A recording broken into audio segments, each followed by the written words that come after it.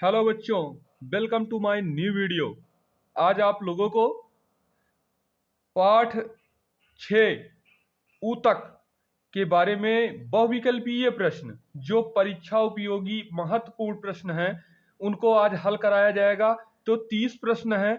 आप अंत तक बने रहिएगा, लास्ट तक वीडियो को देखिए, आपको इसमें से बहुत ही लाभ होगा। तो आइए वीडियो शुरू करते हैं। जैसे निम्नलिखित पादप ऊतकों में से किसमें परिपक्वता पर जीवित प्रोटोप्लाज्म नहीं होता है? तो आपके 4 ऑप्शन है, तो इसमें से पहला सही होगा दृढ़ोत्तमक।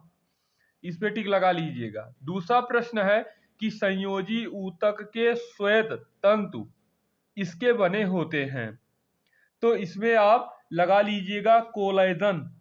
सी ऑप्शन सही होगा, 2 का सी। तीसरा प्रश्न कहता है कि अस्थि ऊतक की कठोरता इनके फास्फेट्स तथा कार्बोनेट्स के कारण होती है, तो यह आपका बी ऑप्शन सही होगा, कैल्शियम और मैग्नीशियम। चौथा प्रश्न कहता है कि आकृति, कार्य तथा उत्पत्ति में समान कोशिकाओं का समूह कहलाता है, तो आपका 4 का ए सही होगा, ऊतक। पांचवा प्रश्न कहता है कि पौधे की लंबाई इसके द्वारा बढ़ती है, तो इसमें से जो आपका ऑप्शन सही है वह ए है, शीर्षस्थ विभज्या। यह आपका 5 का ए ऑप्शन सही है। फिर आपका 6 नंबर प्रश्न कहता है कि कोशिका विभाजन इस तक सीमित होती है, तो यह आपका विभज्योतक कोशिकाएं हैं। 6 का ए ऑप्शन आपका बिल्कुल सही होगा। सातवां प्रश्न कहता है कि सक्रिय विभाजन इसकी कोशिकाओं में होता है, तो आपका 7 का डी सही होगा, कैम्बियम। आप कैम्बियम पे टिक लगा लीजिएगा। आठवां प्रश्न कहता है घास का तना इसकी क्रियाशीलता से लंबाई में बढ़ता है, तो आपका सी ऑप्शन सही होगा, अंतर्वेशी विभज्या। 8 का आपका ऑप्शन सी सही हुआ। 9 नंबर प्रश्न कहता है कि सरल ऊतक ये है, तो आपका इसमें होगा बी ऑप्शन सही कि मृदुतक होता है, श्लेषोतक होता है और दृढ़ोतक होता है। ये सरल ऊतक है। 10 नंबर प्रश्न कहता है कि जटिल ऊतक इनका बना होता है, तो आपका इसमें 10 का बी ऑप्शन सही है कि भिन्न भिन्न कार्य करने वाली विभिन्न प्रकार की कोशिकाएं। तो यह आपका 10 में बी ऑप्शन बिल्कुल सही है। 11 नंबर प्रश्न कहता है कि सबसे अधिक सामान्य प्रकार का भरण ऊतक है, तो आप डी पर टिक लगाइएगा कि मृदुतक। 11 का डी ऑप्शन सही होगा।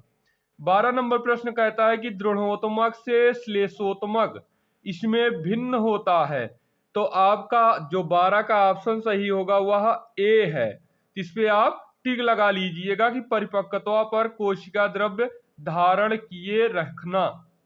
13 नंबर प्रश्न कहता है कि श्लेषोतक मुख्यता बनाता है, तो ये आपका जो ऑप्शन सही होगा 13 में ए ऑप्शन की अधश्चर्म।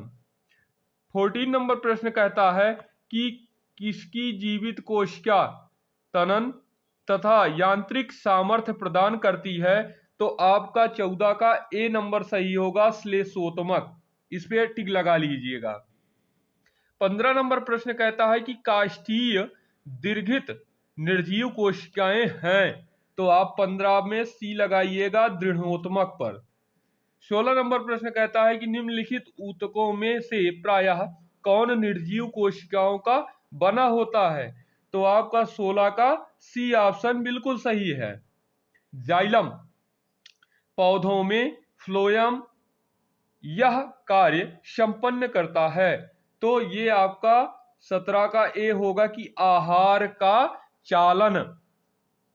अगला प्रश्न कहता है कि सरल उपकला एक ऊतक है जिसमें कोशिकाएं, तो आपका इसमें 18 का सी ऑप्शन सही होगा कि एकल परत बनाने के लिए एक दूसरे से सीधी चिपकी रहती हैं। याद रखना बेटा, कि एक परत बनाने के लिए एक दूसरे से सीधी चिपकी रहती हैं। अगला प्रश्न है 19 नंबर की, कुट्टिम उपकला इसका नाम है, तो ये है सल्की उपकला। 19 का ए ऑप्शन आपका बिल्कुल सही होगा। 20 नंबर प्रश्न कहता है कि कुर्च परिवेशित उपकला इसमें पाई जाती है, तो यह आपका बी ऑप्शन सही होगा, क्षुद्रांत। पंचाम्बी उपकला इसमें पाई जाती है, तो यह आपका 21 का सी ऑप्शन सही होगा कि श्वसन नली। आप श्वसन नली पे टिक लगा लीजिएगा। फिर आपका 22 प्रश्न कहता है 22 नंबर कि किस प्रकार का ऊतक ग्रंथियां बनाता है, तो यह आपका उपकला है, इस पे आप टिक लगा लीजिएगा। उसके बाद आपका प्रश्न कहता है कि गर्तिकामय ऊतक है, तो यह आपका संयोजी ऊतक होता है, इस पे आप टिक लगा लीजिएगा। 24 नंबर प्रश्न कहता है कि कलश कोशिकाओं का कार्य क्या है। याद रखिए, कलश कोशिकाओं का कार्य क्या है, तो यह आपका श्लेष्मा का उत्पादन होता है, तो 24 का आपका बी ऑप्शन बिल्कुल सही है। 25 नंबर आपसे प्रश्न पूछता है कि एक लंबी अस्थि का सिरा दूसरी अस्थि से इसके द्वारा जुड़ा होता है, तो आपका स्नायु होता है, इसमें आप टिक लगा लीजिएगा। 26 नंबर प्रश्न कहता है कि ऊतकों में अधिकांशतः कोशिकाएं पास पास लगी होती हैं, लेकिन तो डाट है ऊतक में अलग होती हैं, तो यह आपका सी ऑप्शन सही होगा, तो 26 में आपका संयोजी ऊतक में अलग अलग होती हैं। 27 नंबर प्रश्न कहता है कि जड़ व तने के अग्रभाग पर उपस्थित ऊतक है, तो यह आपका विभज्योतक है, 27 का ऑप्शन सी सही होगा।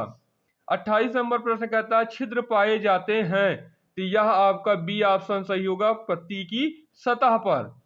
29 नंबर प्रश्न कहता है जल तथा खनिज वाहित किए जाते हैं, तो यह आपका जाइलम के द्वारा होता है।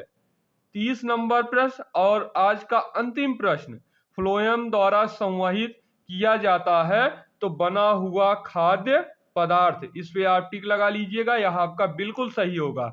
तो यह आपका ऊतक चैप्टर से 30 बहुविकल्पीय प्रश्न है, तो इसको आप याद करिए और दूसरों के पास शेयर कर दीजिए, जिससे उनको भी पढ़ने में आसानी हो।